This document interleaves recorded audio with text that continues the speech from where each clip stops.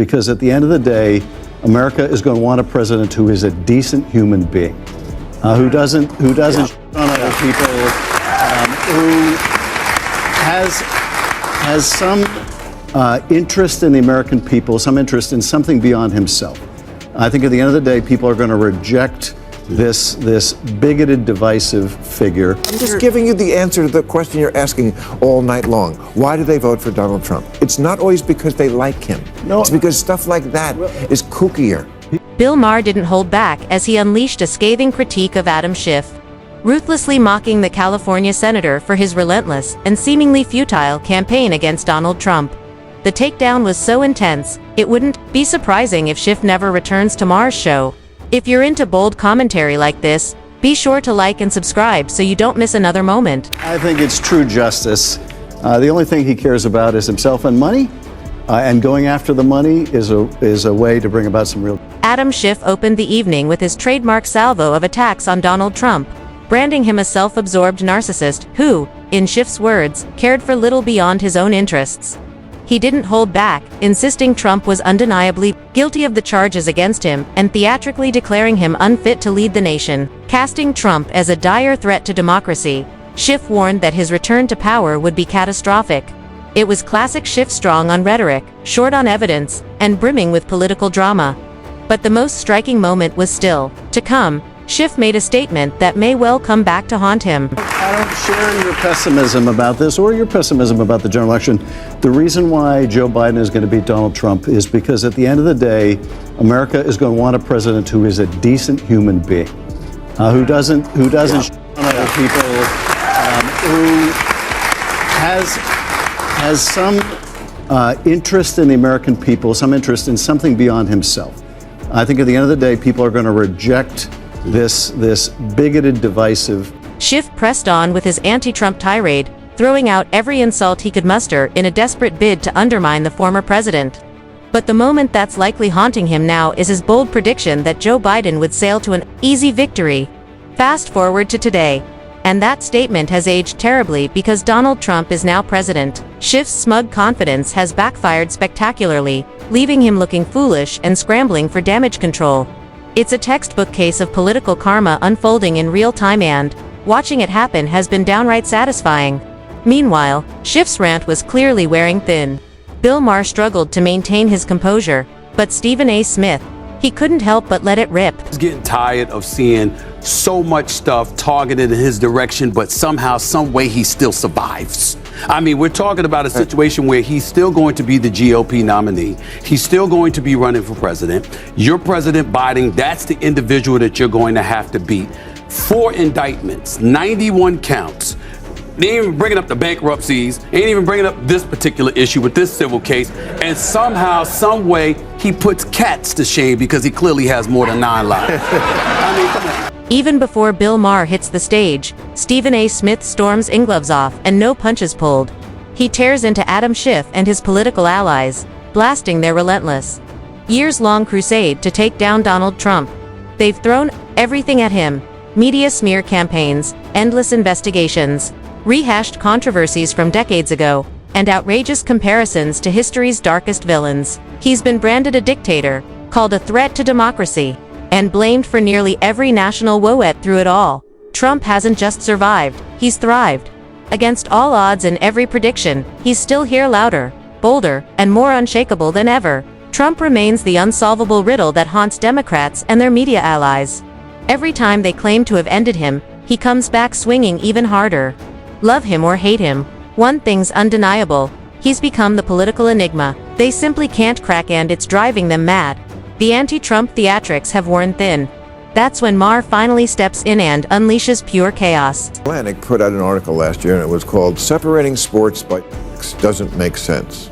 Right. And talked about how we separate sports like the WNBA and just because it's just socialization. This is insane. I agree. Okay.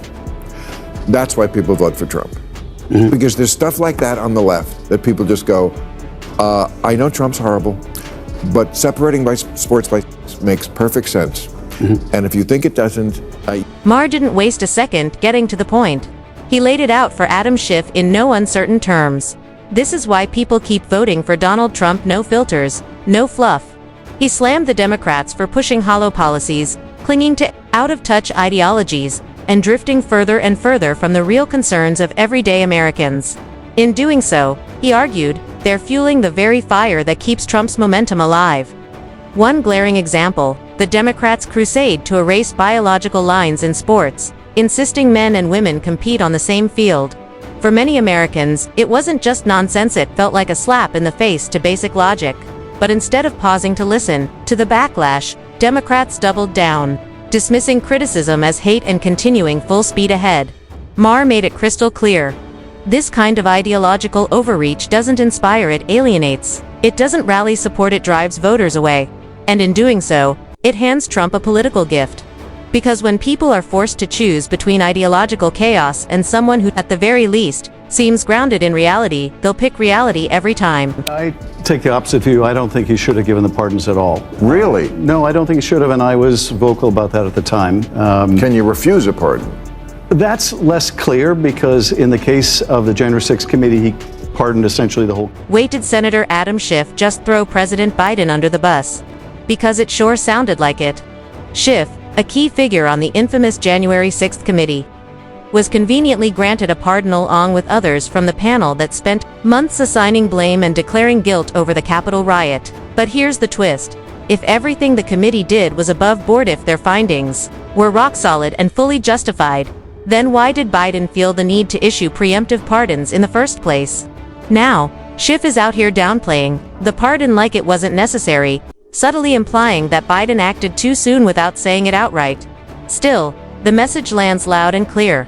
In trying to protect himself from political fallout, Schiff ends up casting doubt on the very man who gave him cover. It's classic DC double-dealing.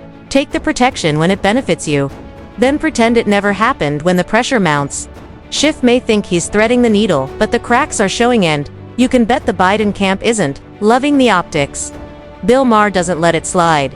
He calls Schiff out and turns his fire on the mainstream media too, blasting them for once again choosing sides instead of simply reporting the truth. And so the FBI came in and arrested the judge. Now, I haven't heard that. Maybe I'm wrong, but I don't think I've ever read arrested a judge. So is this significant?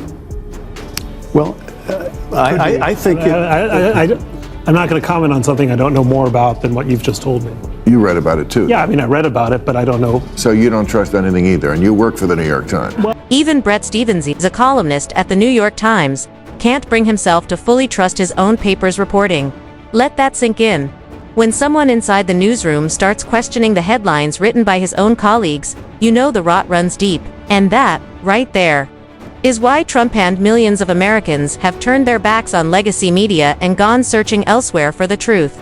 The hard truth, it feels like nearly every major news outlet in the country has been hijacked, especially by the left. Once respected institutions that were supposed to speak truth to power now seem more concerned with towing the party line than uncovering the facts. It's a tough pill to swallow. Journalism, once a cornerstone of democracy, now often feels like political theater dressed up as reporting.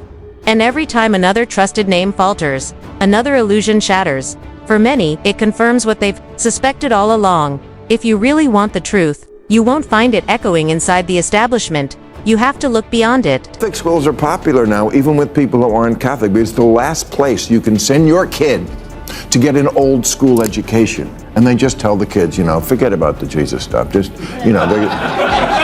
to them, that's okay indoctrination, as opposed to some of the other indoctrination that goes on. And also, the Catholics don't put up with bullshit. They take your phone.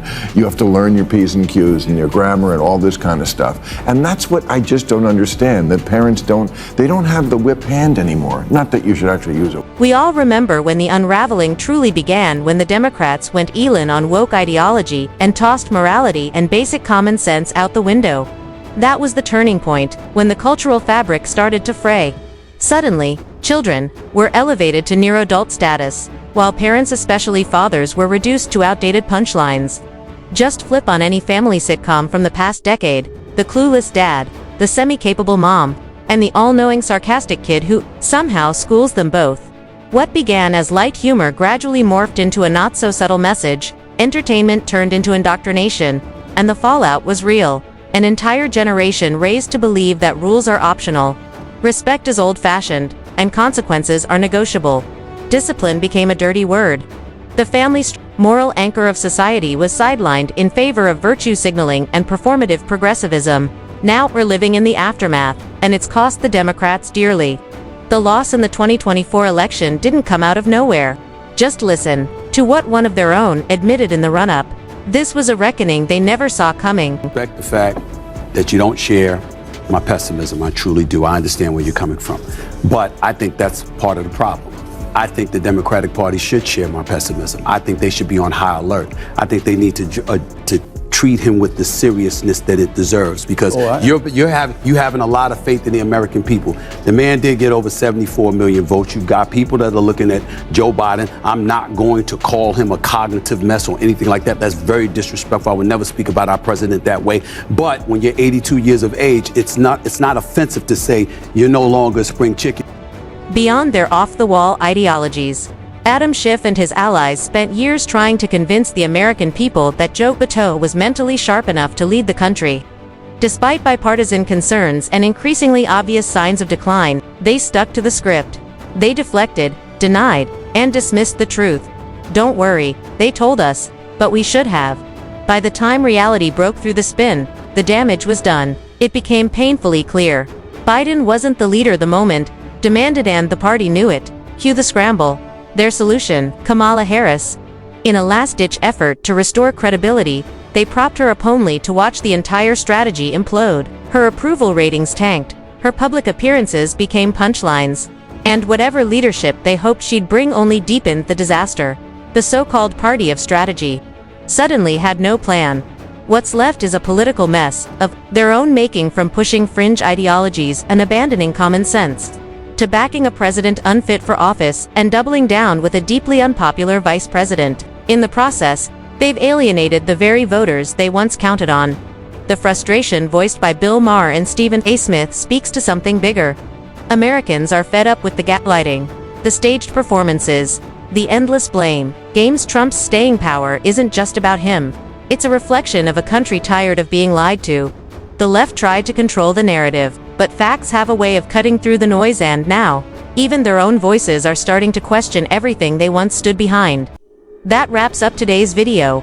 If this resonated with you, hit that like button, subscribe, and stay tuned for more straight talk. Thanks for watching. See you in the next one.